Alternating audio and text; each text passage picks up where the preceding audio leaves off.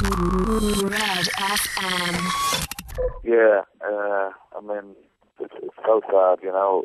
I mean, he was the inspiration for me. When I saw Alex Higgins beat Jimmy White in the semi-final and then beat Reardon in the final, it was such an inspiration. I wanted to be a snooker player. I wanted to be just like him. But I could never be like him. Nobody could be like him.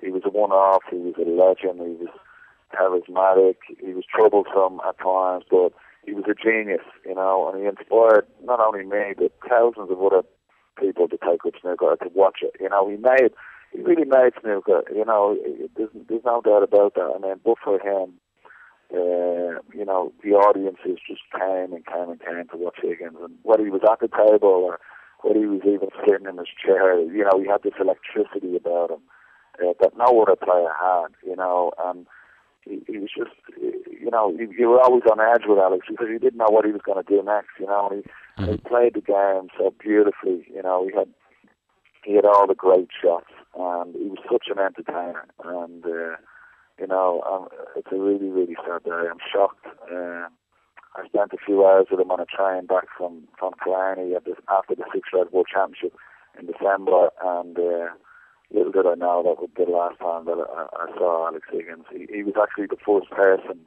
to call me up when I qualified for this year's World Championship. He was the very first man to pick up the phone and leave a message, and I really appreciate that. We built up a really nice sort of loving friendship over the years, like which I'm very, very proud and privileged to have, you know.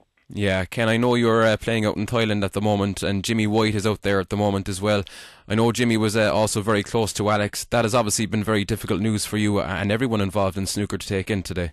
Yeah, I spoke to Jimmy last night, and he was just as sad and shocked as we all were. I think the whole, you know, snooker world would be in shock. And, you know, any sort of, not only snooker, but just sports lovers, you know, they you know, he got a lot to sport in general, and Jimmy was very, very close to him. You know, they were doubles partners.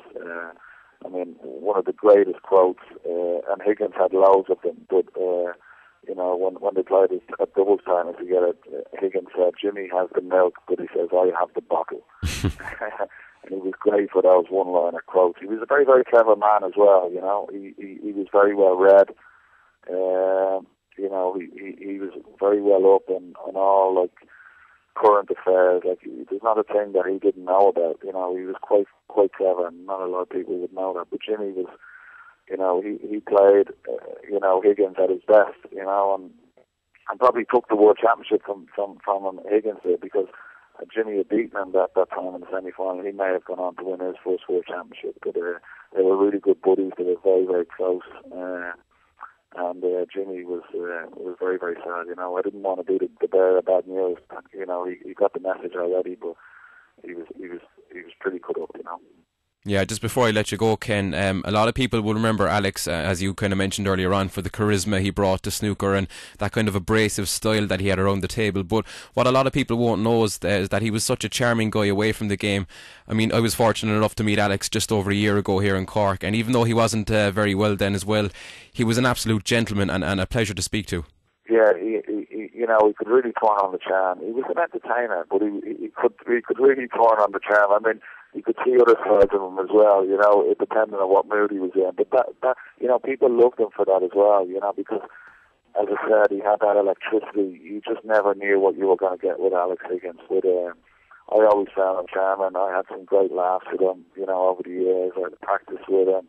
We did an anonymous show where we sort of cut him out, but he was actually the only one that knew, that recognised me, you know, and that was quite funny in its own way. But you know, I had a lot of great times. I've got a lot of great memories, and I've a lot of things to be grateful for Alex Higgins. And you know, I think everybody will miss him, and me especially. You know. Red FM.